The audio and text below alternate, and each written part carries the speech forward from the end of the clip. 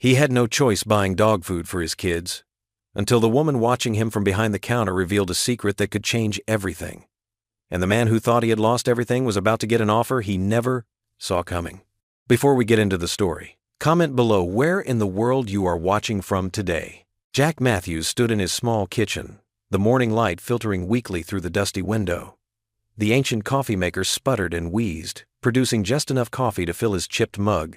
His movements were practiced and efficient as he prepared breakfast for Emma and Lucas, making the most of their dwindling supplies. 2 more days until payday, he muttered to himself, examining the nearly empty box of cereal. He carefully divided what remained between 2 bowls, making sure his children would have equal portions. The milk was running low too, but he added just enough to make the cereal edible. "Emma, Lucas, breakfast is ready," Jack called out, his voice carrying through the thin walls of their apartment. Emma appeared first, already dressed in her school uniform, her backpack slung over one shoulder. Her bright eyes took in the scene, and Jack knew she understood more than she let on. Lucas followed shortly after, his shoelaces untied and his shirt wrinkled. "Come here, buddy," Jack said, kneeling to tie Lucas's shoes. "Can't have you tripping all over yourself at school today." "Thanks, Dad," Lucas grinned, revealing a missing front tooth. They sat around their small table, the surface marked with years of use. Jack watched his children eat, his own stomach growling. He'd skipped breakfast again, telling himself the coffee would be enough. "Dad, can I have more cereal?" Lucas asked, holding up his empty bowl. Jack's heart clenched. "Sorry, champ, we're running a little low. How about an apple instead?" He reached for the fruit bowl, where 3 slightly bruised apples remained. Emma watched this exchange silently, her eyes moving between her father and brother. She pushed her bowl forward, still half full. "I'm full, Lucas. You can have the rest of mine." Jack felt a surge of pride and sadness at his daughter's gesture. She was growing up too fast, shouldering burdens no child should have to bear. The drive to school was tense. The check engine light had been blinking for days, and the car made concerning noises with every turn. Jack gripped the steering wheel tighter, silently praying the vehicle would hold together just a little longer. "Remember, Mrs. Johnson is picking you up after school today," Jack reminded them as they pulled up to the school entrance. "I've got to work late at the factory." "We know, Dad," Emma said, giving him a quick hug before climbing out. Lucas followed, waving enthusiastically. Jack watched them disappear into the building before heading to work. The factory loomed ahead, a gray concrete monster that had consumed the last 15 years of his life. The pay wasn't great, but it had been steady until recently. The car gave out halfway there. Steam poured from under the hood as Jack guided it to the shoulder of the road. He slammed his palm against the steering wheel in frustration, then immediately regretted it. He couldn't afford to fix the car, and he definitely couldn't afford to be late to work. After calling a tow truck he couldn't afford, Jack walked the remaining 2 miles to the factory. His supervisor, Mr. Peterson, was waiting at the entrance, his face stern. "Matthews, you're late. I'm sorry, sir. My car broke down and I had to." "Save it," Mr. Peterson interrupted. "This is your 2nd warning this month. 1 more strike and we'll have to let you go." Jack swallowed hard and nodded, heading to his station.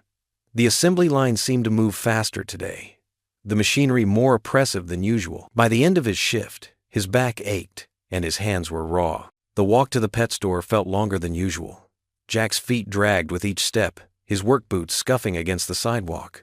The fluorescent lights of the store buzzed overhead as he made his way to the dog food aisle. The cans of Purina were on sale. Small mercies. He grabbed several cans, avoiding eye contact with the other customers. At the checkout counter, he kept his head down, pretending not to notice the cashier's curious glance at his purchase. He didn't own a dog, hadn't ever owned one, but it was cheaper than real food. Back at the apartment, Jack prepared dinner with trembling hands. He opened the cans of dog food, transferring the contents to regular plates, arranging it as best he could. The smell turned his stomach, but he forced himself to remember why he was doing this. Every dollar saved was a dollar that could go toward his children's needs. Emma and Lucas burst through the door at 6, full of stories about their day. Jack listened, nodding and smiling at the right moments, all while setting the table with their meager meal. "What's for dinner?"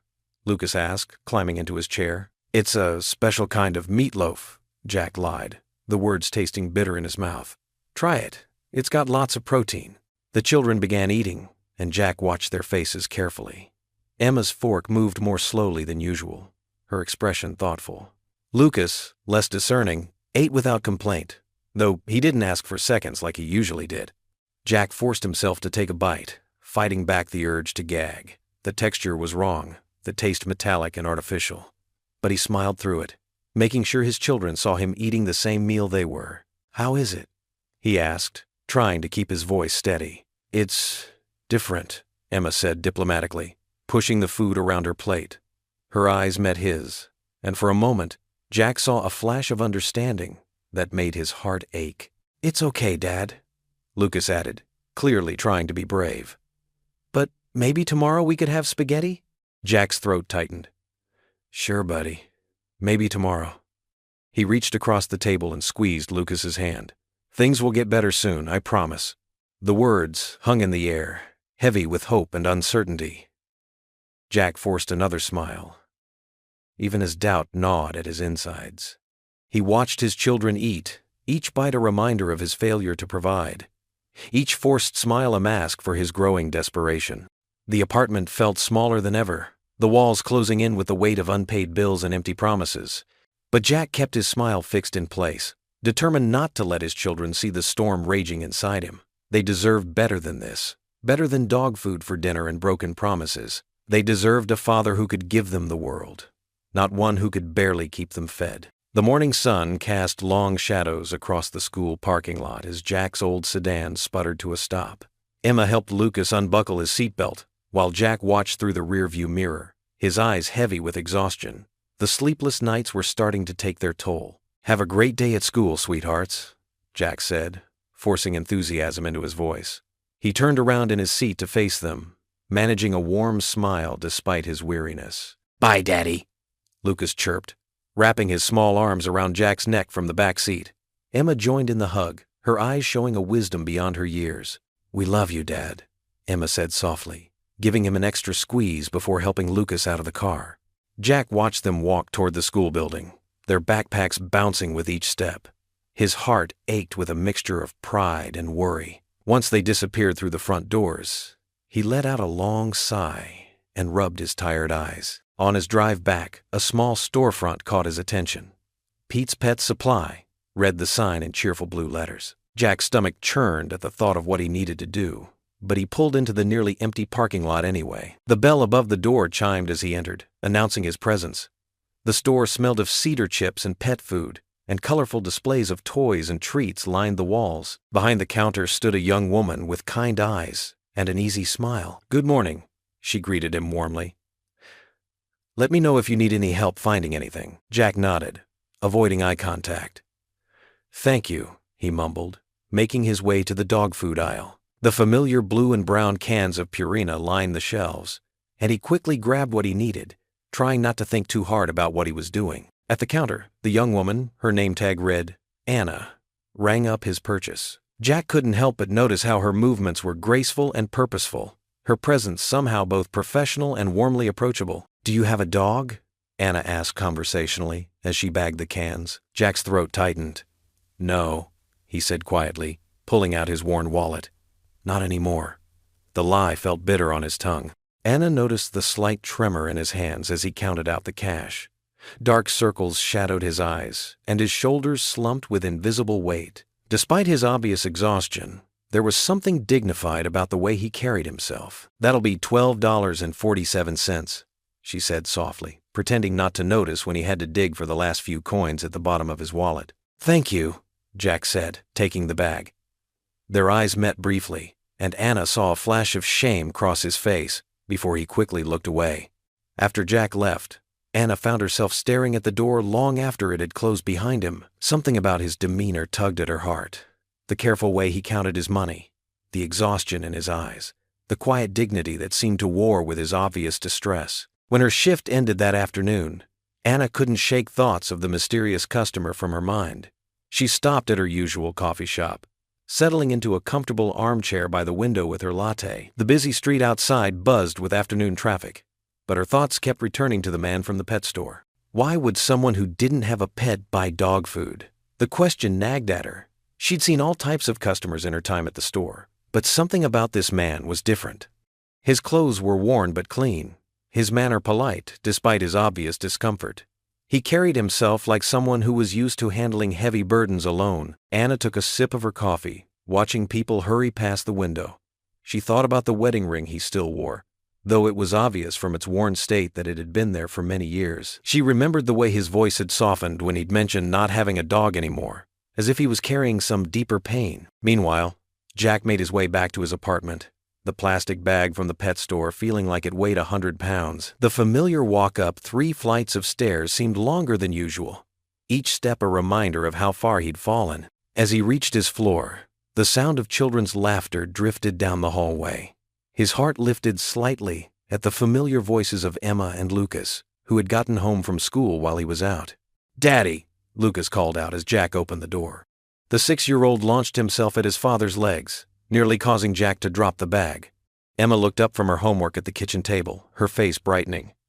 "Hi, Dad. How was your day?" Jack set the bag down carefully behind the counter, out of sight. "It was fine, sweetheart," he said, ruffling Lucas's hair. "How was school?" "I got an A on my math test," Emma announced proudly, holding up a paper covered in red check marks. "That's wonderful," Jack said, genuine joy breaking through his fatigue. He crossed the room and gave her a big hug. "I'm so proud of you." "And I drew a picture in art class?" Lucas tugged at Jack's sleeve, eager to share his own accomplishment. "Want to see?" "Of course I do, buddy."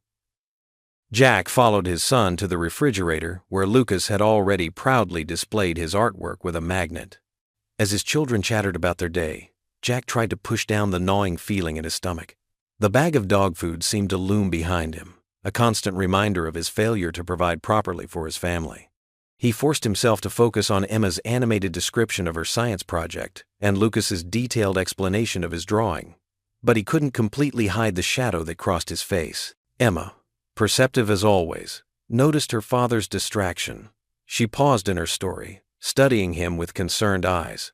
"Are you okay, Dad? You look tired." "I'm fine, sweetie," Jack assured her, plastering on a smile that didn't quite reach his eyes. "Just a long day, that's all." But as he looked at his children's bright, trusting faces, Jack felt the weight of his situation more heavily than ever. How long could he keep pretending everything was okay? How many more cans of dog food would he have to buy before something changed? The morning sun filtered through the threadbare curtains of Jack's apartment, casting long shadows across the stack of bills on his kitchen table.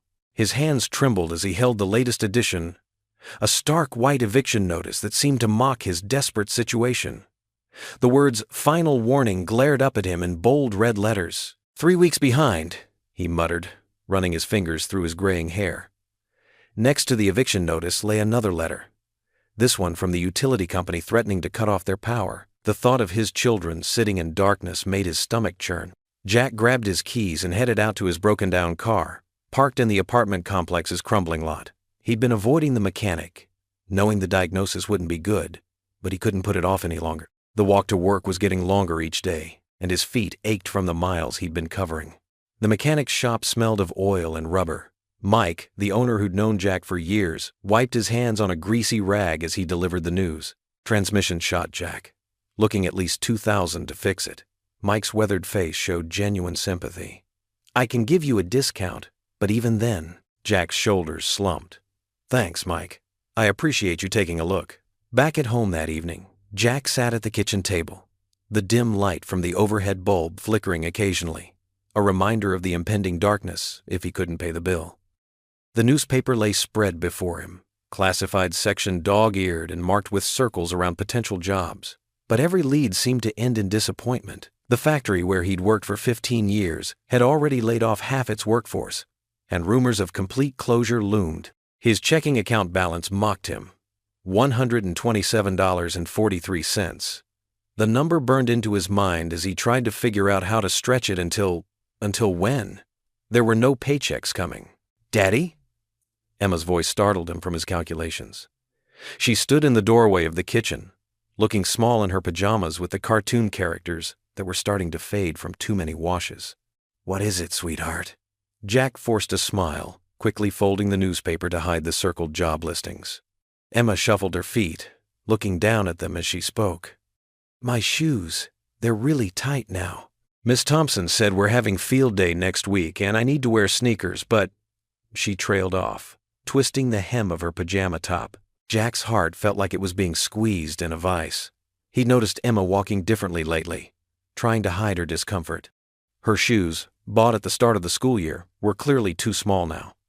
Growing kids needed new shoes. It was such a basic thing, something any parent should be able to provide. "Come here, baby," he said softly, opening his arms. Emma came to him, and he pulled her onto his lap, just like when she was smaller. "I'm sorry about your shoes. We'll figure something out, okay?" She nodded against his chest, and Jack held her tighter, trying to keep his emotions in check. After she went to bed, he spent hours at the kitchen table, staring at job listings until the words blurred together. The silence of the apartment was broken only by the occasional hum of the refrigerator, a sound that might soon be silenced if he couldn't pay the power bill. The next morning, after getting the kids off to school, Jack found himself walking toward the pet store. The familiar bell chimed as he pushed open the door, and there was Anna behind the counter, arranging some displays. The sight of her warm smile hit him differently today. It felt like a lifeline in a storm. "Good morning," she said, her voice carrying genuine warmth. "Nice to see you again." Jack managed a small nod, his usual purchase weighing heavily in his mind. But before he could head to the pet food aisle, Anna spoke again. "Actually, I'm glad you came in today. I've been meaning to ask you something." She came around the counter, tucking a strand of hair behind her ear. "We're looking for some help here at the store. Part-time work, mainly cleaning and stocking shelves. The hours are flexible." She paused, watching his reaction. "Would you be interested?" The question caught Jack completely off guard. He stood there, hands in his pockets, mind racing. Part-time work wasn't enough to solve all his problems, but it was something. More than he had now. But pride made him hesitate. Was it charity? Had she figured out why he kept buying dog food? Anna seemed to sense his internal struggle. "We really do need the help," she added softly. "And you seem like someone who knows the value of hard work." Jack looked at her, really looked at her for the first time. There was no pity in her eyes, just genuine kindness. He thought of Emma's too tight shoes, of the eviction notice on his table, of his children's future hanging by a thread. "Yes," he said finally, his voice rough with emotion. "Yes, I would be interested. Thank you." Jack stood in front of the pet store early Monday morning, tugging nervously at his worn jacket. The open sign hadn't been turned on yet, but he could see Anna inside, preparing for the day. She looked up and waved him in with a warm smile. "Good morning, Jack," she said, unlocking the door. "Ready for your first day?" The smell of pet food and fresh sawdust filled his nose as he stepped inside.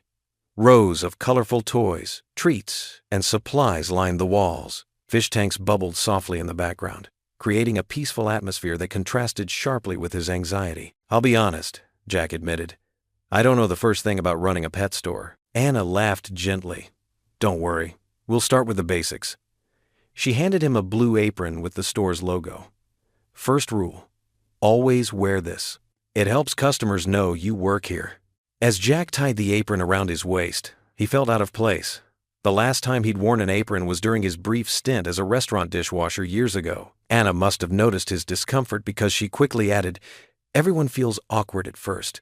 Trust me, I still remember my first day here." For the next hour, Anna showed Jack around the store. She taught him how to stock shelves, check inventory, and operate the register. Her patience never wavered, even when he accidentally knocked over a display of cat toys. "The most important thing," Anna explained while helping him pick up scattered toy mice, "is knowing where everything is. Customers will ask you all sorts of questions." She pointed to different sections of the store. "Dog supplies are on the left, cats on the right, fish and small animals in the back." Jack tried to absorb it all, but his mind kept wandering to Emma and Lucas. He'd arranged for their neighbor, Mrs. Peterson, to watch them after school, but he hated being away from them during these new afternoon hours. As the morning progressed, customers began trickling in. Jack watched Anna interact with them, amazed at how easily she could recommend the perfect food for a picky cat or suggest the right size collar for a growing puppy. Her knowledge seemed endless, and her genuine care for both pets and their owners was obvious. During a quiet moment, while they restocked dog treats, Anna surprised him with a question. "So, what made you decide to work here?" Jack hesitated, embarrassed about his circumstances. Just needed a change, he said vaguely. Anna nodded, but her eyes showed understanding. I get it. Sometimes we end up in places we never expected. She paused, then added softly, Did you know my father owns Purina? Jack nearly dropped the box he was holding. What? Yeah. Anna's smile turned slightly bitter. Samuel Sterling, CEO of Sterling Industries and Purina Corporation. Not that he notices much about what I do here. Looking at her simple work clothes and friendly demeanor, Jack would never have guessed she came from such wealth. Why work in a pet store then? Because it's real, she said, shelving treats with careful precision. In my father's world, everything's about profit margins and corporate takeovers. Here, I actually help people and their pets. It means something. Jack found himself nodding. He understood the desire to find meaning in work, even if his own situation was driven more by necessity than choice. Throughout the week, Jack gradually grew more comfortable with his duties. Anna taught him about different pet foods, proper care for various animals, and how to handle common customer questions. She never made him feel stupid for asking basic questions, and her encouragement helped him push through his initial awkwardness. He noticed how she lit up when talking about her plans for the store, how she wanted to start a program to help shelter animals find homes. But whenever her father called, her whole demeanor changed. She'd step outside to take the calls, returning with tension in her shoulders and a forced smile. He wants me to join the corporate office, she confided one afternoon while they cleaned cages. Says running a pet store is beneath our family name. What do you want? Jack asked, surprising himself with his directness. Anna looked at him for a long moment. I want to make a difference, not just push papers and attend board meetings. She laughed softly. Guess we're both outsiders in our own way. On Friday evening, Jack gathered his first week's pay and headed home. The modest amount felt heavy in his pocket. Not enough to solve his problems, but enough to buy proper groceries for the weekend. As he walked through their apartment door, Emma and Lucas rushed to greet him. Daddy! Lucas wrapped his arms around Jack's legs. Did you see any puppies today? I did, Jack said, ruffling his son's hair. And kittens, too. Emma sat at their small kitchen table, homework spread out in front of her. How was work, Dad? Jack settled into a chair, feeling the weight of the week in his bones. It was good, sweetheart. My boss is really nice. She's teaching me all about taking care of pets. Can we come visit sometime? Lucas asked hopefully. Maybe someday, Jack replied, though he felt a twinge of guilt. Even with this new job, they were barely scraping by. The rent was still overdue, and Emma's shoes were still too small. He looked at his children's hopeful faces and felt the familiar ache of not being able to give them everything they deserved. Later that night, after the kids were in bed, Jack sat at the kitchen table counting out his earnings. The pet store job helped, but it wasn't enough. Not for 3 people, not in this economy. He thought about Anna's kindness, her own struggles with her father's expectations, and how she'd given him a chance when he needed it most. Jack folded the money carefully, setting aside portions for groceries, utilities, and the ever-growing pile of bills. Even with careful budgeting, it wouldn't stretch far enough. But for now, at least they had food on the table. Real food, not dog food, and that was something to be grateful for. The morning sun filtered through the pet store's front windows, casting long shadows across the aisles of pet supplies. Jack moved methodically through his tasks, restocking shelves and checking inventory. He'd been working at the store for 2 weeks now, and the routine was becoming familiar, almost comforting. Anna stood behind the counter, her attention divided between paperwork and watching Jack work. There was something about his quiet determination that drew her in. Even simple tasks like organizing displays, he tackled with complete focus. You're getting pretty good at this, Anna said, breaking the comfortable silence. Jack looked up from the bag of dog food he was placing on a lower shelf. Thanks. It's not rocket science, but at least I'm not knocking things over anymore. He smiled, remembering his first day when he'd accidentally toppled an entire display of cat toys. The store was empty except for them. One of those quiet, mid-morning lulls that seemed to stretch on forever. Anna set down her pen and walked over to where Jack was working. Can I help? She asked, kneeling beside him. Sure, Jack replied, sliding over to make room.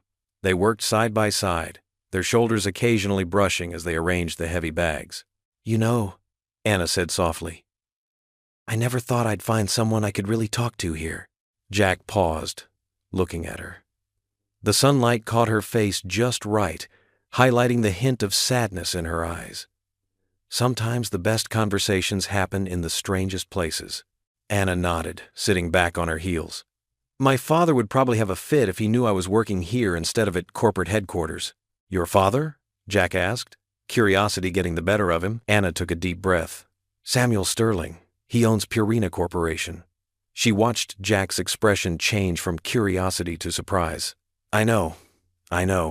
What's the daughter of a billionaire doing working in a pet store? Jack sat down on the floor, his back against the shelves. I guess we all have our reasons for being where we are. My father, Anna continued, her voice growing quieter. He's always seen me as just another asset. Something to be managed and controlled. He wants me to take over the company someday, but on his terms.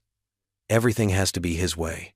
Jack listened intently as Anna spoke about her father's controlling nature, how he'd mapped out her entire life without ever asking what she wanted. The pain in her voice was familiar, the same kind of helplessness he felt when he couldn't provide for his children. I'm just tired, Anna said, running a hand through her hair.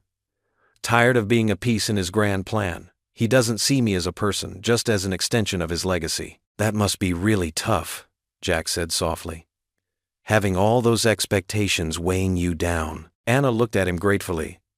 Most people just see the money, you know? They think, oh, poor little rich girl. What does she have to complain about? But it's like living in a cage made of gold. Still a cage. The bell above the door chimed, and they both quickly stood up as a customer walked in. Jack returned to stocking shelves while Anna helped the elderly woman find cat food. When the customer left, Anna returned to where Jack was working. What about you? She asked. What would you do if you could do anything? Jack paused, thinking. No one had asked him that in a long time. Honestly, I'd want to make sure my kids never have to worry about where their next meal is coming from. Maybe start my own business someday. Something small, but mine. Anna's eyes lit up. You should. You're smart, Jack. You understand people. I've seen how you handle customers, how you really listen to them. Jack shook his head. That's kind of you to say, but who's going to give someone like me a chance? Someone like you? Anna's voice held a note of challenge. You mean someone who puts his children first? Someone who works hard and never complains? Someone who shows up every day ready to learn and help others? Jack felt his cheeks warm at her words. He wasn't used to anyone seeing him this way. As the day wore on, they continued to talk between customers. Jack found himself opening up about his struggles, his fears for his children's future, and his dreams of giving them a better life. Anna listened without judgment, offering encouragement and understanding. The afternoon sun was starting to fade when Anna turned to Jack after a particularly difficult customer had left. Her face was serious but kind. You know, Jack, I see something in you, she said, her voice steady and sure. You have this incredible drive to succeed, not just for yourself, but for others. The way you handle people, the way you think about solutions, it's special. Jack felt something stir inside him, a feeling he hadn't experienced in weeks. Hope, not just the desperate kind that kept him going day to day, but real hope, the kind that made him believe things could actually get better. Thank you, he said simply, the words carrying the weight of his gratitude. For the first time since losing his factory job, he didn't feel completely alone. In this unlikely place, working alongside this unexpected friend, he'd found someone who believed in him. The warmth of Anna's smile told him she understood exactly what he meant. They returned to their work, moving through the familiar tasks with renewed energy, both aware that something had shifted between them. Their shared confidences had built a bridge across their very different worlds, creating a connection neither had expected to find. The afternoon sun filtered through the pet store's windows, casting long shadows across the aisles of pet supplies. Jack was restocking shelves when Anna approached him, her face bright with excitement. She held a notebook in her hands, tapping it rhythmically against her palm. Jack, do you have a minute? I've been thinking about something, she said, gesturing toward the small office at the back of the store. He placed the last can of cat food on the shelf and nodded. Sure. What's on your mind? The office was cramped but cozy, with just enough room for a desk and 2 chairs. Pictures of various pets lined the walls, and a small fan hummed quietly in the corner. Anna closed the door behind them and sat down, her enthusiasm evident in her quick movements. "I think we need to do something different here," she began, opening her notebook. "Something that could really help people in the community." Jack settled into the chair across from her, his work-worn hands folded in his lap. "What kind of something?" Anna leaned forward. "That's just it. I want to hear your ideas. You have a unique perspective on what families really need, especially when times are tough." Jack's mind immediately went to his own struggles, the nights of wondering how to stretch every dollar. He thought about the families he'd seen in the store, carefully counting their money before making purchases for their pets. A spark of inspiration hit him. "What if," he started slowly, "what if we created a line of affordable pet products? Not just food, but everything a family needs to take care of their pets properly." Anna's eyes lit up. She quickly jotted something in her notebook. "Go on." "Well, I see people coming in here all the time, having to choose between quality and affordability." Jack continued, gaining confidence. "Some folks are like me. They love their pets, but when money's tight, they have to make hard choices." "This could be huge," Anna said, her pen moving rapidly across the page. "We could create a whole new product line that maintains quality but cuts costs in smart ways." Jack nodded, warming to the idea. "Maybe we could use simpler packaging, offer bulk options, create a loyalty program for families on tight budgets." They spent the next few hours developing the concept. The store grew quiet as closing time approached, but neither noticed. Anna ordered pizza, and they spread their notes across the desk, refining every detail. The manufacturing costs would need to be carefully managed, Anna explained, showing Jack some figures she'd pulled up on her laptop. "But with Dad's connections and infrastructure, it's definitely doable." Jack's stomach tightened at the mention of Samuel Sterling. "Your father. You really think he'd listen to something like this?" Anna reached across the desk and squeezed his hand. "Jack, this is exactly the kind of innovation Purina needs right now. Dad might be tough, but he's still a businessman. He'll see the potential." They worked late into the evening, crafting a presentation that would showcase their vision. Jack's nervousness grew with each passing hour, but Anna's confidence was infectious. She helped him organize his thoughts and encouraged him to speak from his heart about why this mattered. "Remember," she said as they finalized the last slides, "you understand these customers because you are these customers. That's valuable insight that Dad and his board members don't have." By the time they finished, the moon was high in the sky, casting silver light through the office window. Jack gathered his things, his mind already racing about tomorrow's presentation. "What time should I be there?" he asked, his voice betraying his anxiety. "9 sharp," Anna replied, standing up to walk him out. "And Jack, wear that blue shirt you had on last week. It brings out your eyes." The next morning, Jack arrived at Purina's corporate headquarters 15 minutes early. The building towered above him, all glass and steel, making him feel small and out of place. Anna met him in the lobby, wearing a professional suit that reminded him of just how different their worlds were. "Ready?" she asked, leading him to the elevator. "As I'll ever be," Jack replied, adjusting his tie for the 100th time. Samuel Sterling's office occupied half of the top floor. The wall-to-wall windows offered a breathtaking view of the city, but Jack barely noticed. His attention was fixed on the imposing figure behind the massive desk. Samuel stood as they entered, his expression unreadable. "So, this is the pet store worker my daughter's been talking about," he said, extending his hand. His grip was firm, almost challenging. "Yes, sir, Jack Matthews," Jack replied, meeting his gaze steadily despite his nerves. Anna took charge, setting up their presentation on the large screen that dominated one wall. As they began their pitch, Jack found his voice growing stronger. He spoke about the families he'd seen struggling to care for their pets, about the gap in the market for quality, affordable pet care products. Samuel listened without interruption, his fingers steepled under his chin. His eyes moved between Jack and the presentation, occasionally glancing at his daughter. When they finished, he remained silent for a long moment. "It's an interesting proposition," he finally said, leaning back in his chair. "But ideas are easy. Implementation is where things get complicated." He fixed Jack with a penetrating stare. "What makes you think you understand our business well enough to make this work?" "With all due respect, sir," Jack replied, "I don't need to understand your business to understand your customers. I am your customer. I know exactly what families like mine need, and right now, no one is providing it." Samuel's expression remained neutral, but something flickered in his eyes. "I'll need time to consider this," he said, standing to signal the end of the meeting. The market research alone would take months. "We've already started gathering data," Anna interjected, pulling out additional reports they'd prepared. Samuel took the papers with a slight frown. "I'll look these over." "That will be all for now." As they left the office, Jack's heart was racing. He couldn't tell if the meeting had gone well or poorly. Samuel's poker face had been perfect, giving nothing away. "He'll consider it," Anna whispered as they waited for the elevator. "That's more than he usually offers on first presentations." Jack nodded, trying to hold on to hope while keeping his expectations in check. As they descended in the elevator, he found himself wondering if this could really be the opportunity he'd been waiting for, or if it was just another dead end in his struggle to provide for his family.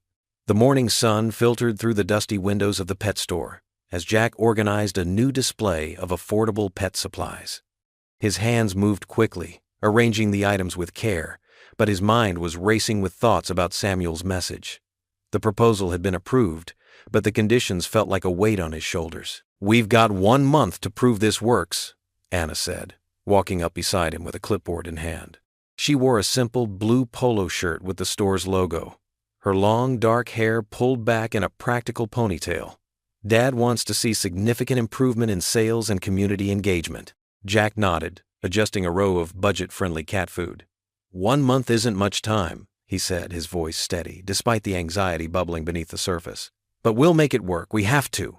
They spent the morning reorganizing the store's layout, creating clearly marked sections for their new family-friendly pricing initiative. Jack's experience as a struggling parent helped him understand exactly what their target customers needed. He made sure the most affordable options were at eye level and grouped similar items together to make comparison shopping easier. "Look at this," Anna said, pointing to their new display. "You've made it so much more accessible. Before, everything was just scattered." Her praise made Jack stand a little straighter, though he tried not to show how much it meant to him. Throughout the day, Jack approached customers with a warmth that came naturally to him. He remembered his own embarrassment buying pet food for his family and made sure nobody else felt that shame. "We've got some new options that might help stretch your budget," he'd say, leading them to the reorganized sections. A young mother with 2 kids came in looking worried as she checked price tags. Jack recognized that look. He'd worn it himself countless times. He approached her gently, explaining their new initiative. The relief on her face when she realized she could afford quality food for her children's beloved cat made his heart swell. "This is exactly what we needed," the woman said, loading her cart with affordable supplies. "I was afraid we'd have to give up our pet." Anna watched from behind the counter, smiling as Jack handled customer after customer with the same genuine care. During a quiet moment, she pulled him aside. "You're amazing with them," she said. "You understand what they're going through in a way I never could." Jack shrugged, uncomfortable with the praise. "I just know what it's like to worry about every dollar." The days blurred together as they worked long hours implementing their plan. Jack stayed late most nights, reviewing sales figures and brainstorming new ways to reach more families. His children understood when he couldn't make it home for dinner some nights, though it pained him to be away from them. Their small team started hosting weekend workshops on budget-friendly pet care. Jack led many of these sessions, sharing practical tips he'd learned through his own experiences. The community response was encouraging. People began sharing their stories, spreading the word about the store's new approach. Not everyone embraced the changes. Some of the longtime employees grumbled about the reorganization, and a few regular customers complained about the store becoming too discount-focused. But Jack remained patient, explaining their vision to anyone who would listen. "We're not just selling pet supplies," he told a skeptical staff member. "We're helping families keep their pets. That's worth some extra effort, isn't it?" The numbers started to show promise. More customers were coming in, and while the profit margins were smaller, the volume was increasing. Jack felt a growing sense of pride as he compiled their weekly reports. For the first time in years, he felt like he was doing something meaningful, something bigger than just surviving. Anna noticed the change in him. "You're different now," she said one evening as they closed up the store. "More confident." Jack smiled, thinking about how far he'd come from those desperate days of buying dog food for himself. "Having someone believe in you makes a difference," he replied, meeting her eyes briefly before looking away. Just as their initiative seemed to be gaining real momentum, Samuel's call came. Jack was in the stockroom when Anna found him, her face worried. "Dad wants to talk to you," she said, holding out her phone. Jack's stomach dropped as he took the call. Samuel's voice was cold and businesslike as he detailed his disappointment with their progress. "The numbers aren't where they need to be," he said. "This isn't a charity, Mr. Matthews. We need to see better results." The call left Jack feeling hollow. He sat on a stack of boxes in the stockroom, staring at nothing. All the confidence he'd built over the past weeks seemed to crumble. Anna found him there, still holding her phone. "Hey," she said softly, sitting beside him. "Don't let him get to you. You're doing amazing work here." Jack shook his head. Maybe he's right. Maybe I was fooling myself, thinking I could make this work. "No," Anna said firmly, turning to face him. "I've seen what you've built here. Those families you've helped, that's real. Don't give up now." Her eyes were fierce with determination. "We're just getting started." Jack looked at her, seeing the unwavering belief in her expression. Despite the setback, despite Samuel's harsh words, something inside him refused to quit. He thought of his children at home, of all the other families struggling to make ends meet, of the pets they loved but could barely afford to keep. "You're right," he said finally, standing up. "We're not giving up. Not when we've come this far." Anna smiled, relief visible on her face. "Good," she said, standing beside him. "Because I believe in this project, Jack. And I believe in you." The morning sun filtered through the worn curtains of Jack's apartment as he hurried to get Emma and Lucas ready for school. Dark circles under his eyes betrayed another sleepless night spent worrying about bills. He fumbled with Lucas's shoelaces while trying to pack Emma's lunch with his free hand. "Daddy, you forgot to sign my permission slip," Emma said, holding out a crumpled piece of paper. "It's due today." Jack's stomach tightened. Between the late shifts at the pet store and trying to keep up with household chores, he'd completely forgotten. "I'm sorry, sweetheart. Let me see that." As he scrawled his signature, Lucas tugged at his sleeve. "Can we go to the park after school? You promised last week." Jack's voice trailed off. He had promised, but he was scheduled to work that afternoon. The guilt weighed heavy in his chest. "I have to work today, buddy. Maybe this weekend?" Lucas's face fell, and Jack felt like he'd been punched in the gut. Emma gave her little brother a quick hug. "It's okay, Lucas. We can play in the building courtyard instead." Jack watched his daughter console her brother, feeling both proud and ashamed. She shouldn't have to be the one doing the comforting. That was his job. At the pet store, Anna greeted him with her usual warmth, but Jack could barely meet her eyes. The store was busier than usual, and he threw himself into his work, restocking shelves and helping customers. Anything to avoid conversation. "Jack?" Anna's voice cut through his thoughts as he reorganized the cat food display. "Can we talk for a minute?" He nodded reluctantly, following her to the back office.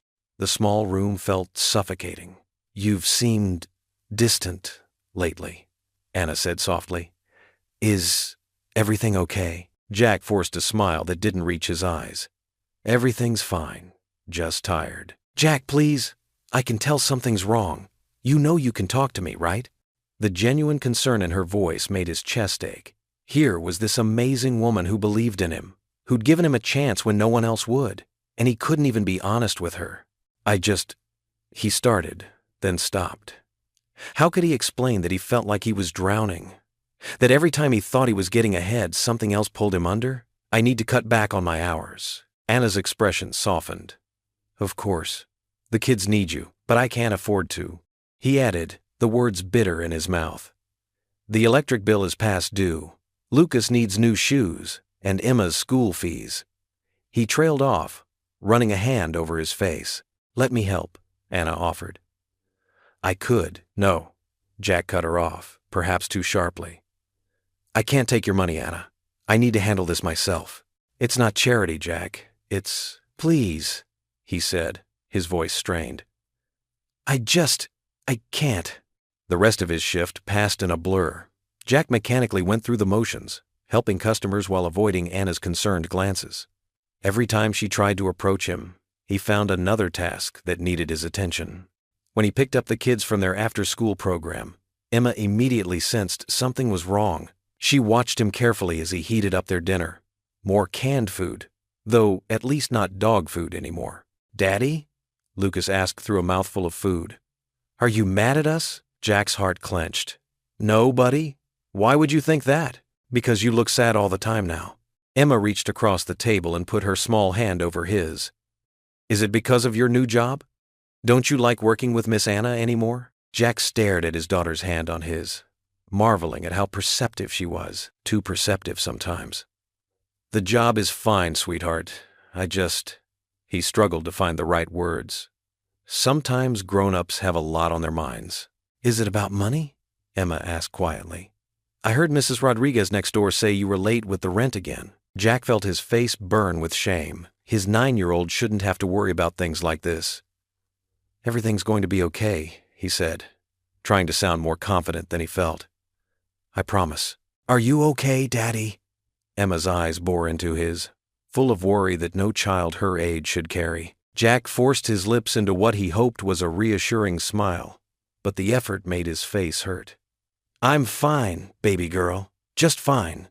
The words tasted like ashes in his mouth.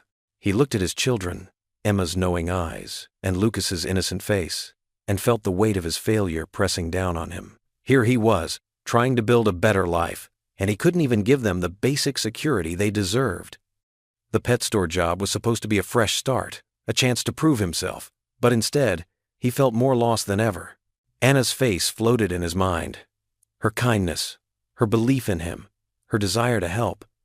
And what had he done? Pushed her away, retreated into himself, too proud or too scared to accept the support she offered. Maybe he wasn't cut out for this new life after all.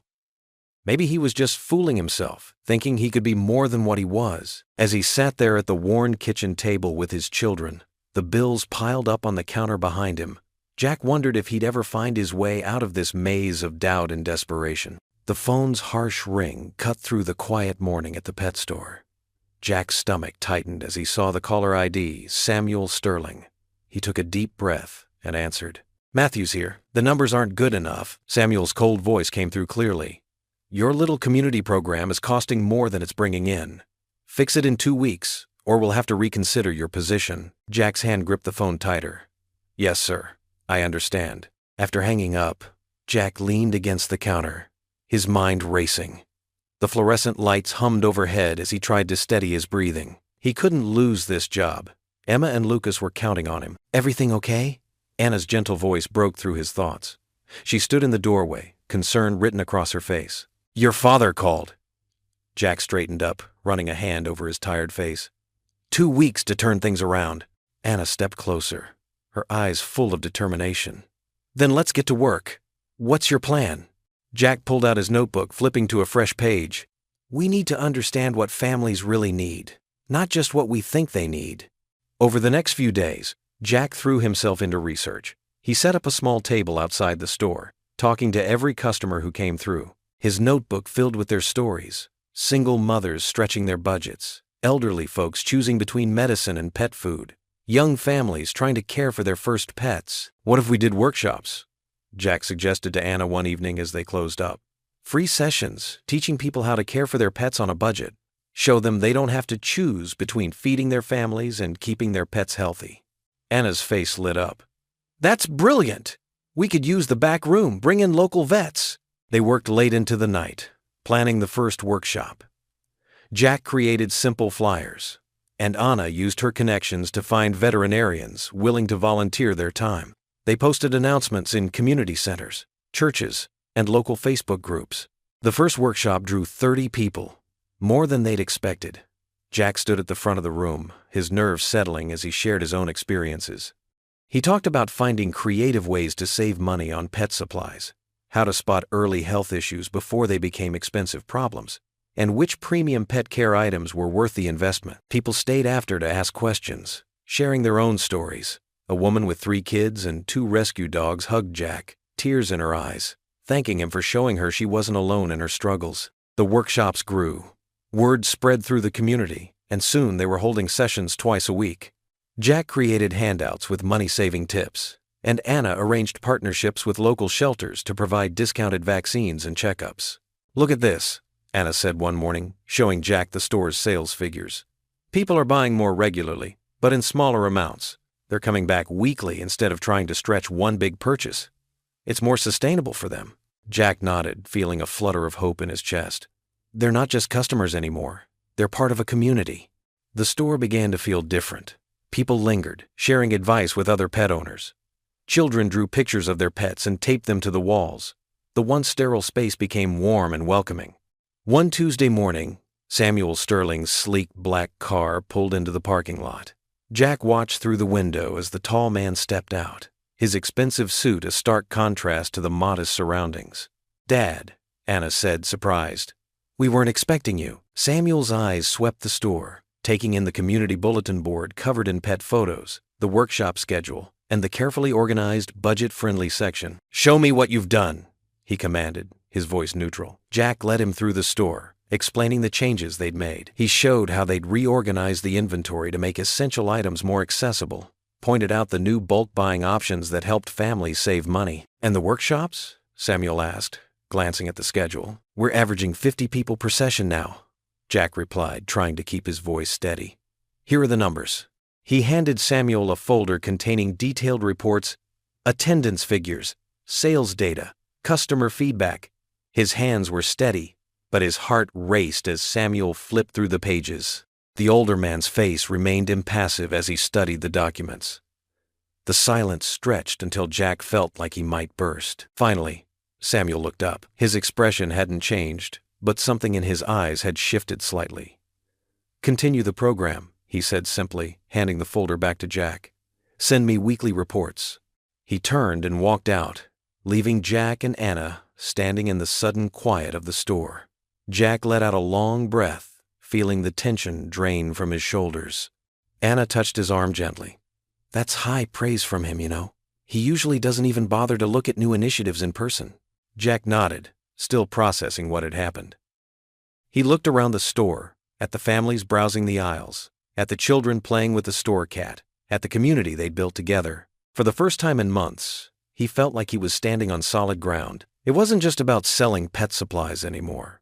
It was about creating a space where people could find help, support, and understanding. The relief washed over him in waves, and he allowed himself a small smile. This was what hope felt like. The fluorescent lights of Samuel Sterling's office cast harsh shadows across the mahogany desk between them. Jack stood with his hands clasped behind his back, his chest tight as he listened to Samuel's cold assessment of the initiative's performance. "The numbers simply aren't there, Matthews," Samuel said, barely glancing up from the papers spread before him. "We've given this experiment more than enough time." "Sir, if you'll just look at the community engagement metrics," Jack started. But Samuel raised his hand, cutting him off. "Engagement doesn't pay the bills." Samuel's voice carried the weight of finality. "This initiative is finished, effective, immediately." The words hit Jack like a physical blow. Months of work, countless hours of planning and outreach, all the families they'd helped, gone in an instant. He felt the floor shift beneath his feet, his vision narrowing to a tunnel. Anna, who had been standing quietly by the window, stepped forward. "Dad, you can't do this. We're making real progress in the community. These families aren't our target demographic," Samuel interrupted, his tone sharp. "We're a business, not a charity. The board agrees with me on this." Jack's throat felt dry as he watched the exchange between father and daughter. The familiar feeling of inadequacy crept up his spine, settling heavy on his shoulders. All those nights he'd stayed late, all the time away from Emma and Lucas. It had all been for nothing. "This is wrong," Anna's voice cracked with emotion. "Jack has put everything into making this work." Samuel's expression remained unchanged. Perhaps that was his first mistake. This was never more than a publicity experiment, and it failed. He turned to Jack, his eyes cold. "You're dismissed, Matthews." The words echoed in Jack's head as he stepped out of the office, his legs moving mechanically. The hallway seemed longer than usual, each step carrying him further from his hopes of stability, of providing something better for his children. Anna caught up to him near the elevator, her heels clicking rapidly against the polished floor. "Jack, wait!" She grabbed his arm, turning him to face her. "We can take this somewhere else. I have connections, resources." Jack shook his head, unable to meet her eyes. "I can't, Anna. I can't." The thought of starting over, of risking another failure, made his stomach churn. "This isn't your fault," she insisted, her hand still on his arm. "My father, he never gave it a real chance. He was looking for an excuse to shut it down from the beginning. But Jack could barely hear her through the fog of his own thoughts. Every doubt he'd ever had about himself seemed to be confirmed. He'd been foolish to think he could make it in this world, to believe he could rise above his circumstances. The drive home felt endless. Jack's mind replayed every moment, every decision that had led him here. The setting sun painted the sky in shades of orange and purple, but he couldn't appreciate its beauty. All he could think about was facing his children, telling them that Daddy had failed again. When he finally walked through his apartment door, Emma and Lucas were already at the kitchen table, their homework spread out before them. The sight of them, so innocent, so unaware of how their world could change in an instant, made his heart ache. "Daddy!" Lucas jumped up from his chair, running to wrap his arms around Jack's legs. "I got a gold star in math today." Emma looked up from her textbook, her smile fading slightly as she studied her father's face. Even at 9, she was perceptive enough to sense when something was wrong. "That's amazing, buddy," Jack managed, ruffling Lucas's hair. He forced his lips into a smile, though it felt more like a grimace. "Both of you finish your homework?" "Almost done," Emma said, still watching him carefully. "Are you okay, Dad?" Jack moved to the kitchen, busying himself with getting dinner started. The simple act of opening cabinets and pulling out pans helped steady his hands. "Just a long day at work, sweetie." "Did something bad happen?" she pressed, getting up to stand beside him. Jack paused, his hand resting on the counter. He wanted to protect them from this, shield them from the harsh realities of the world for just a little longer. But looking into Emma's concerned eyes, he knew she deserved some kind of truth.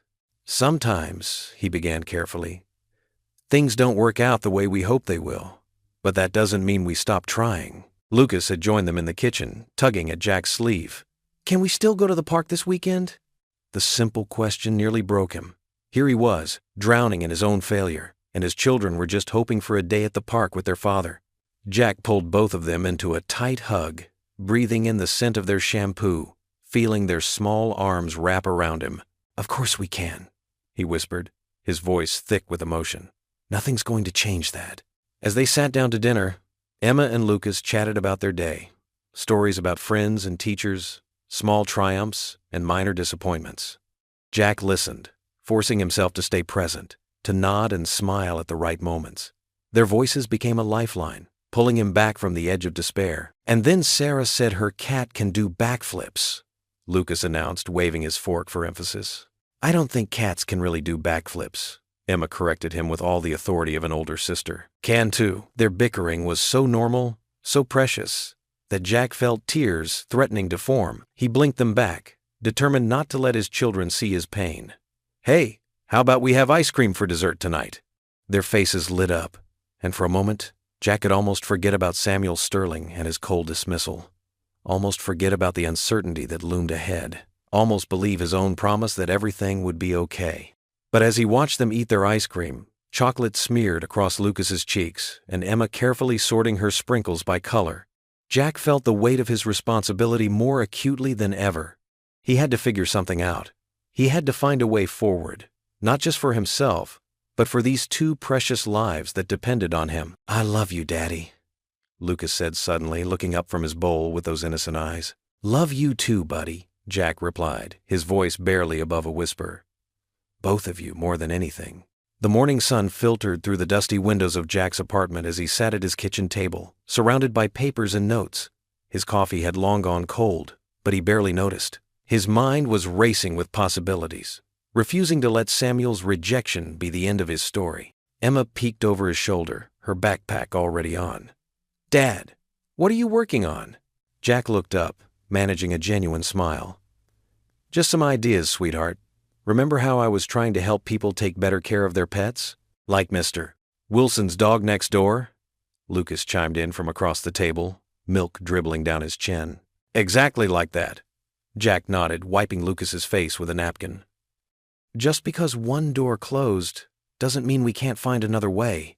After dropping the kids off at school, Jack headed straight to the local community center. The building wasn't much to look at, paint peeling from the walls and a squeaky front door, but it was a start. Inside, he met with Maria, the center's coordinator, who listened intently as he laid out his vision. "So you want to run pet care workshops here?" Maria asked, her eyes brightening. We've got plenty of families who could use that kind of help. Jack leaned forward in his chair. Not just workshops. I'm thinking we could create a network. Connect pet owners with affordable veterinary care. Food banks that stock pet supplies. Even set up a pet sitting exchange program for when people need to work extra shifts. Back at the pet store, Anna was organizing shelves when Jack burst in, his energy palpable. I think I've got something, he said, barely containing his excitement. Anna's face lit up. Tell me everything. They spent their lunch break huddled in the store's back room, Jack spreading out his notes on a stack of empty boxes. The community center's on board, he explained, and I've got meetings lined up with 3 local veterinarians who might be willing to offer discounted services. Jack, this is brilliant, Anna said, scanning his plans. It's actually better than what we were trying to do before. This is grassroots, real community building. Over the next few weeks, Jack threw himself into the work. During the day, he continued his shifts at the pet store, but his evenings were filled with meetings and planning sessions. He reached out to local churches, schools, and neighborhood associations. Each conversation led to new connections, new possibilities. The first workshop at the community center drew 12 families. Jack stood at the front of the room, his hands slightly shaking as he began to speak. But as he shared his knowledge about affordable pet care, his confidence grew.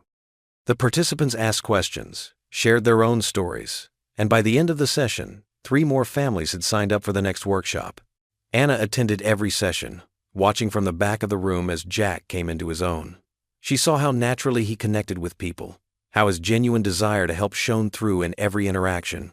During one particularly successful workshop about DIY pet toys, she caught herself smiling, so much her cheeks hurt. The initiative began to take on a life of its own. A local grocery store agreed to set up a pet food donation bin.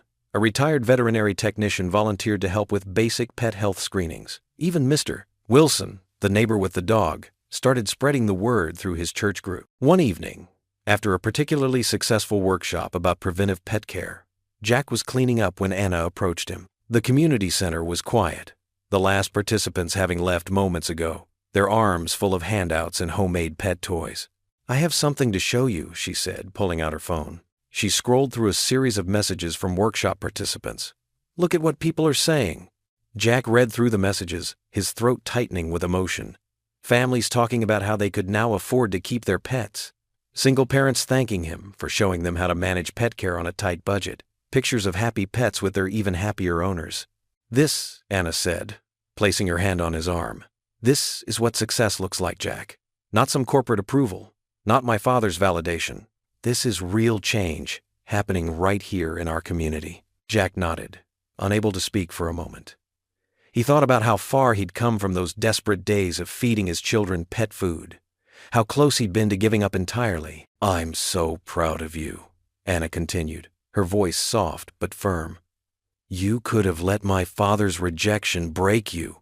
Instead, you turned it into something even better. Jack finally found his voice. Thank you, he said, meeting her eyes. For believing in me when I couldn't believe in myself. You did all the hard work, she replied with a warm smile. I just had a front row seat to watch you become who you were meant to be. As they gathered the last of the materials, Jack felt a profound sense of peace settle over him. The path ahead wasn't certain. It never was. But for the first time in a long time, he felt like he was exactly where he needed to be. His kids were proud of him, his community respected him, and he was making a real difference in people's lives. Sometimes the best victories came not from grand corporate successes, but from the simple act of refusing to give up and finding a new way forward. The morning sun streamed through the pet store windows, casting warm light on the newly arranged displays. Jack stood behind the counter, watching as another satisfied customer left with an affordable pet care package. The bell above the door chimed, and he couldn't help but smile. It had been 3 weeks since Samuel pulled the plug on the official initiative. But somehow, things were looking up. That's the 5th family today, Anna said, walking up beside him.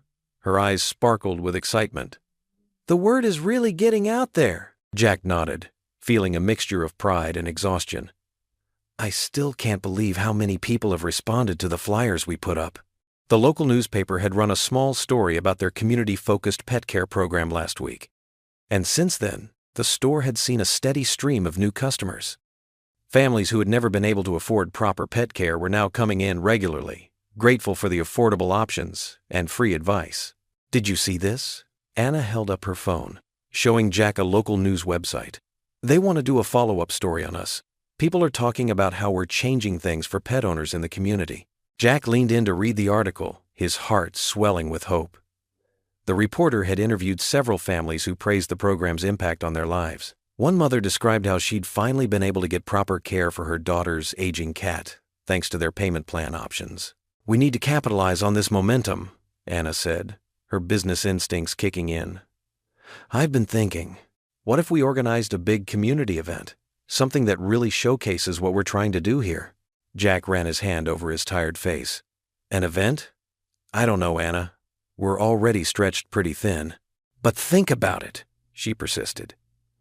"We could invite all the families we've helped, get local media coverage, bring in community leaders, show everyone that this isn't just about selling pet supplies.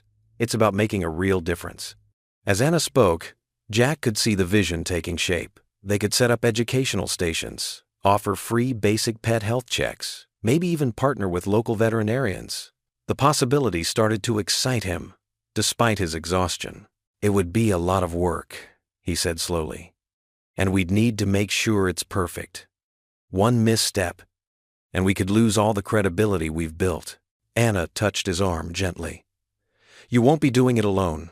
I'm here, and I believe in this as much as you do." Over the next few days, they threw themselves into planning the event. Jack spent his evenings making calls to local businesses and community organizations, while still trying to maintain quality time with Emma and Lucas. The kids noticed his renewed energy, even if he came home later than usual. "Daddy, are you going to be famous?" Emma asked one night as he tucked her into bed. "My teacher saw you in the newspaper," Jack chuckled, smoothing her hair. "Not famous, sweetie. Just trying to help people take care of their pets." The pressure mounted as the event drew closer. Jack felt it in every decision, every detail that needed attention. The local news station agreed to cover the event, and several community leaders confirmed their attendance. The stakes were higher than ever. One evening, as they stayed late at the store finalizing details, Anna found Jack staring at their event planning board, his shoulders tense. "You're worried," she said. It wasn't a question. "What if we can't deliver?" Jack's voice was quiet. "What if we've promised more than we can handle?" Anna moved to stand beside him, their shoulders touching. "Look at what you've already accomplished, Jack. Remember that mother last week? The one who cried because she could finally afford her dog's medicine? That's what this is all about." Jack nodded, drawing strength from her words and her presence. They had come too far to let doubt stop them now. The day of the event arrived with perfect weather. Jack arrived at the store before dawn, his hands shaking slightly as he unlocked the door. The parking lot would soon be transformed with tents, educational displays, and activity stations for families and their pets. As the morning progressed, volunteers began arriving to help set up. Local veterinarians brought their equipment for free basic checkups, and pet food companies, competitors of Purina, had donated supplies for demonstrations. The community had rallied behind them in ways Jack hadn't dared to hope for. Anna appeared at his side as he surveyed the growing crowd. She looked as nervous as he felt, but her smile was genuine. "Ready for your speech?" Jack patted his pocket where his notes were folded. He'd spent hours writing and rewriting his words, wanting to capture exactly what this initiative meant to him and the community. Looking at the families already gathering, children excitedly pulling their parents toward the pet care demonstrations, he felt a surge of confidence. At exactly 10 o'clock, Anna stepped up to the microphone to introduce him. The crowd grew quiet, and Jack felt his heart pounding as he took her place at the podium. He looked out at the sea of faces, some familiar from the store, others new and curious. He saw hope in their eyes, the same hope that had driven him to keep fighting when Samuel had tried to shut them down. Taking a deep breath, Jack began to speak. His words came from his heart, telling the story of his own struggles and his dream of making pet care accessible to everyone. He spoke about the families he'd met, the pets they'd helped, and the community that had come together to support their vision. As he spoke, Jack could see heads nodding in agreement. People were listening, really listening. When he described their plans for expanding the initiative, offering more educational programs and payment options, he heard murmurs of approval ripple through the crowd. Anna stood to the side, watching him with pride shining in her eyes. Jack felt something shift inside him, a certainty that they were doing something truly meaningful. The nervousness melted away as he concluded his speech, and the applause that followed was thunderous. The morning sun cast long shadows through the windows of Jack's apartment as he paced back and forth, his phone pressed against his ear. His heart pounded as Samuel Sterling's secretary informed him that Mr. Sterling wanted an immediate meeting to discuss the future of the pet care initiative. "Yes, I understand.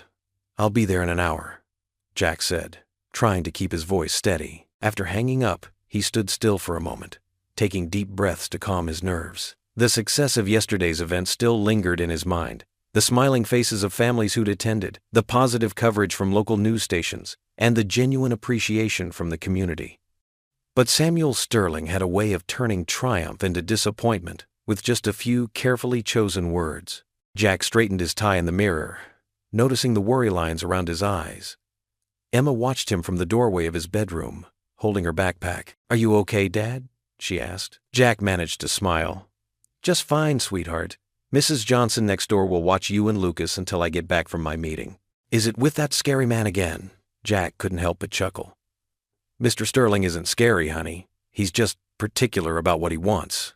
After dropping the kids off with Mrs. Johnson, Jack drove to the Purina corporate headquarters. The gleaming glass building seemed to touch the clouds, making him feel small and insignificant. The security guard at the desk recognized him now, offering a friendly nod as Jack made his way to the elevator. Samuel's office occupied the entire top floor, a testament to his success and power. The waiting area alone was bigger than Jack's apartment. His secretary, Miss Peterson, greeted him with a practiced smile. "Mr. Sterling will see you now," she said, gesturing toward the massive double doors. Jack's footsteps echoed on the marble floor as he entered Samuel's office. The older man stood at his floor-to-ceiling windows, hands clasped behind his back, surveying the city below like a king overlooking his kingdom. "Jack," Samuel said without turning around. "Please, have a seat." Jack settled into one of the leather chairs facing Samuel's desk, his hands resting in his lap to hide their slight trembling. Samuel finally turned, his expression unreadable, as he took his seat behind the massive mahogany desk. "I attended your event yesterday," Samuel began, his voice surprisingly calm. "I stayed in the back, observing." Jack's throat felt dry. I didn't know you were there, sir." "That was the point." Samuel leaned forward, resting his elbows on the desk. "I wanted to see how it would play out without my presence affecting things." A heavy silence filled the room. Jack could hear his own heartbeat in his ears. "The turnout was impressive," Samuel continued. "The media coverage, the community engagement, it all exceeded my expectations." He paused, studying Jack's face. "But I have concerns about sustainability." Jack sat up straighter, finding his voice. "The numbers speak for themselves, Mr. Sterling. We've seen a 30% increase in new customers since launching the initiative. Families who never thought they could afford proper pet care are now regular customers." "Numbers can be deceiving," Samuel countered. "Initial enthusiasm doesn't always translate to long-term success." "With all due respect, sir," Jack said, surprising himself with his steadiness. "This isn't just about numbers. We're building relationships with these families. They trust us now. They know we're not just trying to sell them something, we're trying to help them." Samuel raised an eyebrow. "And you believe this can continue without Purina's full financial backing?" "Yes, I do." Jack leaned forward, his confidence growing. "The community support is there. Local veterinarians have offered to participate in our workshops. Pet food suppliers are willing to work with us on pricing. We've created something that can stand on its own." "Bold words," Samuel mused, drumming his fingers on the desk. "Very bold." Jack held his gaze. "I believe in this project, Mr. Sterling. I've seen how it changes lives, not just for the pets, but for entire families. When you give people a chance to do right by their animals without breaking the bank, they become loyal customers for life." Samuel stood up and walked to a side table, pouring himself a glass of water. He offered one to Jack, who accepted it gratefully. "You've surprised me, Jack," Samuel admitted, returning to his seat. "When Anna first brought you to my attention, I thought this was just another one of her charitable impulses." He took a sip of water. "But you've shown real business acumen." Jack felt a glimmer of hope. Thank you, sir. I'm willing to continue funding the project, Samuel said finally. On a smaller scale, of course. We'll set clear benchmarks for success, and you'll need to prove its viability quarter by quarter. Relief flooded through Jack's body. I understand completely. Thank you for giving us this chance. Don't thank me yet, Samuel warned. I'm not doing this out of kindness. I'm doing it because it makes business sense. For now. Prove me right. Jack stood, extending his hand. I will, sir. You won't regret this. Samuel shook his hand firmly, his expression softening slightly. Go on then. I'm sure you have work to do. Walking out of the office, Jack felt lighter than he had in weeks. His hands were steady now as he pulled out his phone and dialed Anna's number. She answered on the first ring. Jack? How did it go? He's going to continue funding the project, Jack said, unable to keep the smile out of his voice. Smaller scale, but it's still a go. Anna's delighted laugh echoed through the phone. I knew you could do it. This is amazing news, Jack. We should celebrate.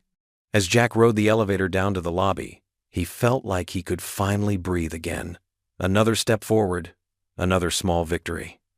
It wasn't everything he'd hoped for, but it was enough. Enough to keep building, enough to keep helping families, enough to keep his own family moving forward. The fluorescent lights of the pet store buzzed overhead as Jack checked the time on his phone, 8:45 p.m. He'd promised Emma and Lucas he'd be home for dinner, but here he was, still organizing supplies and responding to emails about the community outreach program. His shoulders slumped as he typed another message on his laptop. You should head home, Anna said softly from behind the counter. Those emails can wait until morning. Jack rubbed his tired eyes. Just need to finish this one proposal.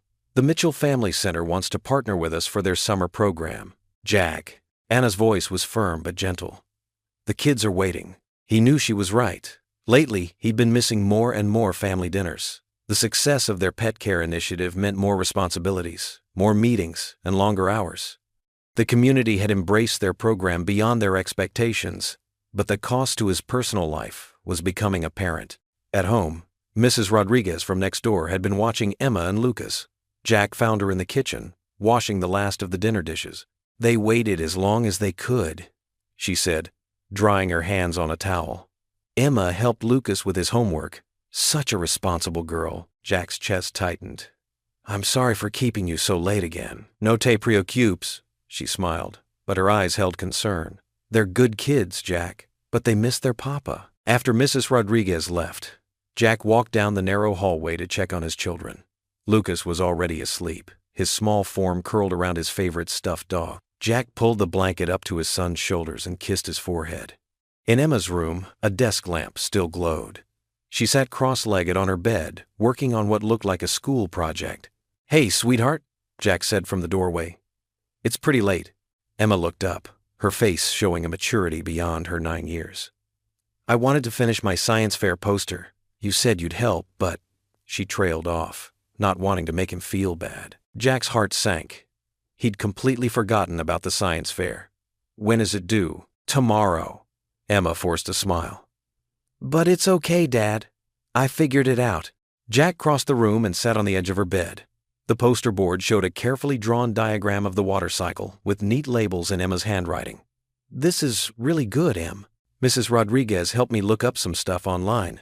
Emma shrugged. And I remembered what you taught me about clouds last summer when we used to go to the park. Used to. The words stung. When was the last time they'd spent a Saturday at the park? Between the pet store, community meetings, and constant phone calls, their weekend traditions had slowly disappeared. The next morning, Jack rushed to get the kids ready for school. As he scrambled eggs, his phone buzzed with messages about an upcoming presentation. Emma packed Lucas's lunch, while Jack answered emails one-handed. Dad? Lucas tugged at his sleeve. Can you come to my soccer game today? It's the last one of the season. Jack's stomach dropped. The game. It was scheduled for the same time as his meeting with potential sponsors. Buddy, You promised last time? Lucas said quietly, his small face falling. Before Jack could respond, his phone rang. It was Anna. Jack, the reporter from the local Times is here early. She wants to interview you about the initiative. I'll be there in 20 minutes, Jack said, watching Lucas slouch away from the table. Emma stepped in, as she often did lately. I'll walk Lucas to the bus stop, Dad. You should go. At the pet store, Jack threw himself into work, trying to ignore the guilt gnawing at his conscience. The interview went well, and the reporter seemed genuinely impressed by their community impact. But Jack couldn't shake the image of Lucas's disappointed face. Throughout the day, Jack juggled phone calls, inventory checks, and customer inquiries. Anna watched him with growing concern as he downed his third cup of coffee. "When was the last time you took a break?" she asked during a quiet moment. "I'm fine," Jack insisted, though his exhaustion was evident in the dark circles under his eyes. "You're not fine," Anna countered. "You're running yourself into the ground." Jack sighed, leaning against the counter. "What choice do I have? This program is finally working. We're helping families who really need it. But at what cost?" Anna's voice softened. "Jack, your kids need you too." That evening, Jack made a point to leave the store early. He picked up Chinese takeout Emma and Lucas's favorite and headed home, determined to have a proper family dinner. As he set the table, his phone rang. The pet store's number flashed on the screen.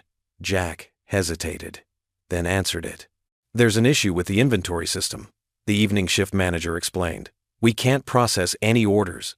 Jack paced the kitchen, talking through the problem while Emma and Lucas sat quietly at the table, the food getting cold. Emma watched him with understanding eyes that broke his heart. She was too young to be so accepting of disappointment. "Dad," she said softly when he finally ended the call. "I miss you." The simple honesty in her voice stopped him in his tracks. Jack looked at his children, really looked at them for the first time in weeks. Lucas pushed his food around his plate, his soccer uniform still on from the game Jack had missed. Emma sat straight-backed, trying to be strong, but her eyes held a sadness that no 9-year-old should have to carry. Jack's throat tightened. He'd been so focused on providing for his children, on building something meaningful, that he'd forgotten the most meaningful thing was right here at this table. The weight of his recent choices pressed down on him as he realized he was repeating the very thing he'd promised himself he'd never do, choosing work over his children's need for their father's presence. His phone buzzed again, but this time, Jack didn't reach for it. Instead, he sat down at the table with his children, his heart heavy with the recognition that something had to change. "I'm sorry," he said, looking at both of them. "I've been missing too much lately." Emma reached across the table and put her small hand over his. "We know you're working hard, Dad." "That's no excuse," Jack replied, squeezing her hand. "You and Lucas are the most important things in my life. I need to do better." The phone continued to buzz on the kitchen counter, but Jack remained seated, his attention fully on his children for the first time in too long. The food was cold, but as they began to eat and talk about their day, Jack felt the warmth of connection he'd been missing. Emma told him about her science fair project, and Lucas described the goal he'd scored at his game. Jack listened, his heart aching with every detail of their lives he'd been too busy to notice. Jack stared at the red eviction notice, hands trembling. 30 days. That's all he had before he and his children lost their home. The kitchen table was covered with past due bills, each representing another failure. Footsteps approached. Anna appeared in the pet store break room doorway, concern etched on her face. "Jack, we need to talk," she said, pulling up a chair. "You look exhausted. When did you last sleep properly?" Jack avoided her gaze. "I'm fine, Anna. There's just—" "Stop," Anna interrupted firmly but gently. "You're not fine. I've watched you run yourself into the ground. You're here before sunrise, leave after dark. Yesterday, your hand shook so badly you could barely stock shelves." "I don't have a choice," Jack snapped, then softened. "The kids depend on me. That's exactly why we need to talk. Your kids need their father, not just his paycheck. When did you last have dinner with them?" "Really have dinner?" The question hit like a physical blow. He couldn't remember. Tears threatened to spill. "I'm failing them," he whispered. "Everything I do isn't enough." And now, his hand moved to the notice. Anna noticed. "What's that?" Jack's resistance crumbled. He handed over the crumpled notice, watching her eyes widen. "Oh, Jack. Why didn't you tell me?" The dam broke. His shoulders shook as he covered his face. "Because I'm supposed to handle it. I'm their father, the manager here. I'm supposed to be strong enough, but I can't." Anna moved closer, wrapping an arm around his shoulders. "You don't have to handle everything alone. Sometimes the strongest thing is admitting you need help." "Emma barely talks to me anymore," Jack said, wiping his eyes. "Lucas asked yesterday if I was mad at them because I'm never home." "Then that's your answer," Anna said firmly. "Take a week off. Spend time with Emma and Lucas. But your father? My father isn't the one whose children need him right now. Take the week, starting now. Go home. Jack sat silently, then nodded slowly. You're right. I've lost sight of what's important. That afternoon, Jack picked up his children from school, something he hadn't done in weeks. Their surprised faces made his heart ache. At the park, watching them play, their laughter felt like medicine. Push me on the swing, Dad, Lucas called. Jack smiled genuinely for the first time in months. Of course, buddy. Emma slipped her hand into his and squeezed tight. No words needed. He felt her forgiveness, love, relief. The problems hadn't disappeared, but with his children's hands in his, they didn't seem insurmountable. He was exactly where he needed to be. Jack stepped through the pet store's entrance, the familiar bell chiming above his head. The week off had done wonders for his spirit. His shoulders felt lighter, and his mind clearer than it had been in months. The morning sunlight streamed through the windows, catching dust motes and golden beams as they danced through the air. "Morning, Mr. Matthews," called out Sarah, one of the newer employees he'd hired. She was restocking shelves with cat food, her movements confident and practiced. Jack smiled, remembering how nervous she'd been during her first week. "Good morning, Sarah. How are things looking today?" "Pretty good. Anna showed me that new inventory system you both worked on. It's making everything run so much smoother." Jack nodded, pleased. During his time away, he'd realized how much he'd been trying to shoulder alone. The team he and Anna had built was capable and dedicated. They just needed the chance to prove it. Speaking of Anna, she emerged from the back office, her face brightening when she saw him. "Jack, welcome back." She carried a stack of papers, probably the morning report she'd taken over managing. "Thanks, Anna. Looks like you've kept everything running smoothly." "We managed," she said with a warm smile. "Though, it's good to have you back. How are Emma and Lucas?" "Better. We spent real time together, no phones, no work calls, just us." Jack's voice softened as he remembered the simple joy of pushing Lucas on the swings and helping Emma with her science project. "I needed that reminder of what matters most." Anna set her papers down on the counter. "I'm glad. We've made some changes while you were away. Want to see?" They walked through the store together as Anna showed him the improvements. She'd reorganized the community outreach materials, creating an information center near the front where families could easily find resources about affordable pet care. Local veterinarians had started leaving their cards, offering discounted services to program participants. "The response has been amazing," Anna explained, gesturing to a wall covered in thank you notes from community members. "People are spreading the word. We had 3 new families join the program just yesterday." Jack read some of the notes, his heart swelling. One was from a single mother who'd been able to keep her daughter's cat thanks to their food assistance program. Another from an elderly couple grateful for the monthly pet care workshops. "I've been thinking," Anna said, leading him to the back office. "We should expand the workshop series. Sarah's great with the technical side of things, and Miguel has a real talent for working with elderly pet owners. If we let them take the lead on some sessions, we could reach more people without burning ourselves out." Jack settled into his chair, noting how Anna had reorganized his desk during his absence. Everything was neater, more efficient. "You're right. I've been holding too tight to the reins. These people aren't just employees, they're partners in this vision." "Exactly," Anna agreed, perching on the edge of his desk. "And speaking of partners," she hesitated, then continued, "I've been thinking about our relationship too. We work well together, Jack, really well. But I want to make sure we're both in a good place, professionally and personally, before we explore that further." Jack appreciated her directness. "I agree. The kids come first and I need to find the right balance with work. But I'd like to see where this could go, when we're ready." They spent the morning reviewing the store's operations and planning future initiatives. Jack found himself delegating tasks that he would have insisted on handling personally just a week ago. Sarah took charge of inventory management, while Miguel developed a new senior pet care program. Around lunchtime, the bell chimed again. Jack looked up to see Emma and Lucas bouncing through the door, followed by their after-school sitter, Mrs. Rodriguez. "Dad!" Lucas ran to him, wrapping his arms around Jack's waist. "Can we help today? Please?" Emma was already heading to the cat food aisle. "I remembered how you showed me to arrange the cans by size, Dad. Can I do that?" Jack watched his children naturally integrate themselves into the store's rhythm. Emma carefully straightened the display shelves, explaining the different types of food to a curious customer. Lucas, always the social butterfly, chatted with an elderly man about his new puppy while helping carry a bag of dog food to the counter. The scene before him suddenly crystallized everything Jack had been working toward. This wasn't just about survival anymore. It was about building something meaningful, something his children could be proud of.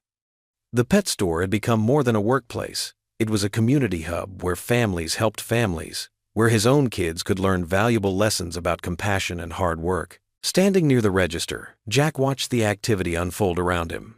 Anna was showing a young couple their affordable pet care options. Sarah efficiently managed the checkout line while keeping up friendly conversation with customers. Miguel demonstrated proper leash techniques to a new dog owner. And through it all, Emma and Lucas moved confidently through the store, their faces bright with purpose and belonging. For the first time in longer than he could remember, Jack felt the pieces of his life falling into place. He wasn't just surviving, he was thriving. And so were his children. The sacrifices he'd made, the long hours and constant worry, had led to this moment. Here, in this simple pet store, he'd found not just a way to provide for his family, but a true sense of purpose and community. "Dad," Emma called, waving him over to help with a particularly tall stack of cat food cans. "Come see what we did." Jack moved toward his daughter, his heart full. Yes, he thought, things were finally moving in the right direction. The autumn breeze rustled through the trees outside the pet store as Jack straightened a display of premium dog food. The morning sun cast warm shadows through the window, highlighting the changes that had transformed the once struggling business into a thriving community hub. Photos of happy families with their pets lined the walls, many of them success stories from his affordable pet care initiative. Jack paused to watch a young mother enter the store with her 2 children, reminding him of his own journey. They were regulars now, part of the growing community that had embraced his vision. The woman smiled and waved, her kids rushing to the newly installed pet care education corner he'd set up. "Mr. Matthews," she called out, "that pet nutrition workshop last week was exactly what we needed. Tommy's puppy is doing so much better now." Jack's chest swelled with pride. These were the moments that made everything worthwhile. The past few months had been transformative. The cramped apartment was now a comfortable home, and Emma and Lucas no longer had to worry about wearing worn-out shoes or eating meager meals. The bell above the door chimed again, and Anna walked in, carrying 2 cups of coffee. Her presence still made his heart skip a beat, even after all these months of working side by side. She handed him one of the cups, their fingers brushing briefly. "Ready for the big meeting?" she asked, her eyes twinkling with excitement. Before Jack could answer, his phone buzzed. It was a text from Samuel Sterling's office, confirming their afternoon appointment. Jack's stomach tightened slightly. Despite their improved relationship, meetings with Samuel still made him nervous. "As ready as I'll ever be," Jack replied, taking a sip of the coffee. "Your father's message said he has something important to discuss." Anna squeezed his arm reassuringly. "The numbers don't lie, Jack. The initiative has been incredibly successful. Even Dad can't deny that anymore." She was right. The affordable pet care program had exceeded all expectations. What had started as a desperate attempt to help struggling families had evolved into a model that other stores were trying to emulate. Local shelters reported decreased surrender rates, and more families were able to keep their beloved pets despite financial hardships. The afternoon arrived quickly, and Jack found himself in Samuel Sterling's imposing office. The floor-to-ceiling windows offered a panoramic view of the city, a reminder of the vast empire Samuel had built. The older man sat behind his massive desk, several folders spread out before him. "Jack," Samuel began, his voice carrying its usual authoritative tone, "I've been reviewing the quarterly reports from your initiative." He paused, shuffling through some papers. "The results are impressive." Jack sat straighter in his chair, feeling Anna's supportive presence beside him. "Thank you, sir," Jack responded carefully. "Which is why," Samuel continued, "I want to offer you a partnership deal." He slid a thick folder across the desk. "We want to take your program nationwide, every Purina-affiliated store, implementing your model." Jack's heart raced as he opened the folder. The numbers were staggering. Funding for expansion, a significant salary increase, benefits that would secure his children's future. It was everything he dreamed of and more. But as he read further, his excitement began to waver. The corporate structure, would require standardization across all locations. The community-based approach he'd carefully cultivated would need to conform to Purina's existing business model. The personal touch that made the program special would be replaced by corporate efficiency. "This is generous," Jack said slowly, looking up from the papers. "But I have some concerns about the implementation." Samuel's expression hardened slightly. "The terms are non-negotiable, Jack. This is a significant investment from Purina. We need to ensure consistent branding and messaging across all locations." Jack glanced at Anna, who gave him an encouraging nod. He thought about his journey, the desperate days of feeding his children pet food, the long nights working to make the program succeed, the families whose lives had been changed. This was his chance to help even more people, but at what cost? "Mr. Sterling," Jack began, his voice steady despite his racing heart. "I understand the need for consistency, but what makes this program work is its ability to adapt to each community's specific needs.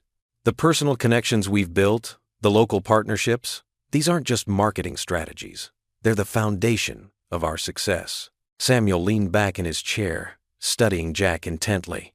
The silence stretched between them, heavy with tension. Finally, Jack spoke again. "I want to work with Purina. I believe we can take this program nationwide, but not at the expense of its soul. If we can find a way to maintain the community focus while expanding, I'm all in. But if not," he took a deep breath, "I'll have to decline." Anna reached for his hand under the table, squeezing it gently. Her touch gave him strength, reminding him that he wasn't alone anymore. Samuel's expression was unreadable as he stood and walked to the window.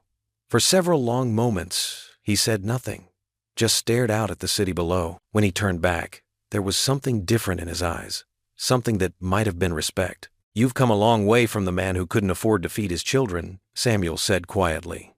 "Make me a proposal. Show me how we can maintain your community approach while scaling up.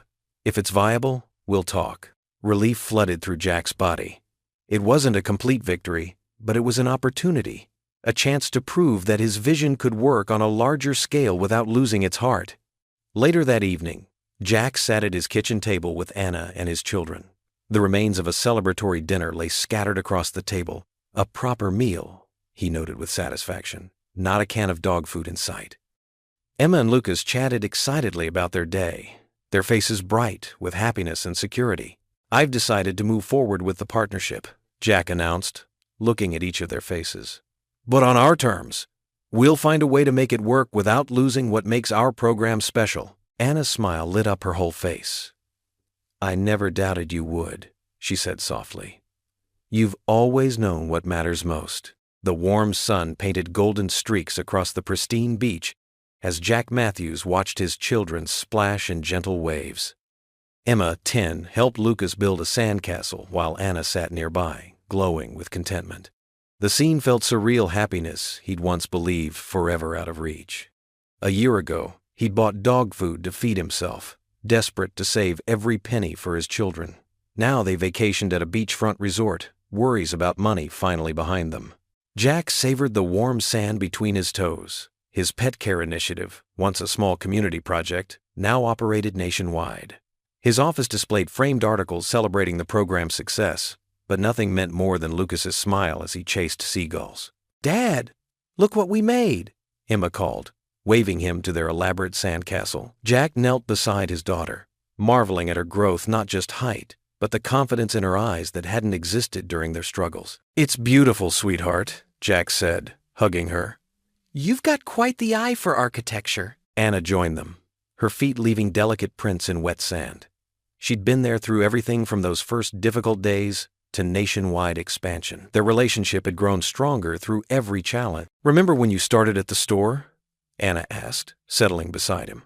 "You were so worried about everything." Jack nodded, watching Lucas chase a seagull. "I was terrified. Couldn't see any way forward." "I saw a father who would do anything for his children," Anna replied softly. "Someone who deserved a chance." Those dark days still stirred something deep inside the shame, constant fear, sleepless nights. Yet those experiences had shaped him, teaching lessons about perseverance he carried daily. Lucas ran back, hair wet from ocean spray. "Dad, can we get ice cream later? Of course, buddy, Jack replied, ruffling his son's damp hair. A year ago, such requests filled him with dread. Now he could say yes without checking his wallet. The program's success brought financial security, but more importantly, purpose. Every day he saw families finding help through their work. Emma gathered shells, selecting the prettiest ones.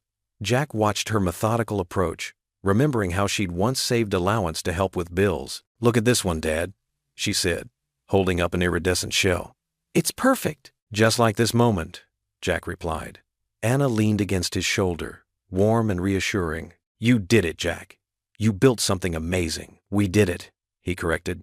"I couldn't have done this alone." The sun descended toward the horizon, painting the sky brilliant orange and pink. Jack called to the children. "Let's walk before dark." They strolled along the water's edge, waves lapping at their feet. Emma held Jack's hand while Lucas chattered about collected seashells. Jack looked at his family and felt deep peace settle over him. This was true success, not money or recognition, but providing his children security and happiness they deserve. What would you do if you were in their place? Comment your answer below, and let's see how you'd rewrite the ending. If you enjoyed the story of Jack Matthews, I handpicked the next story that you will enjoy. Please don't miss this one. Click here to watch it.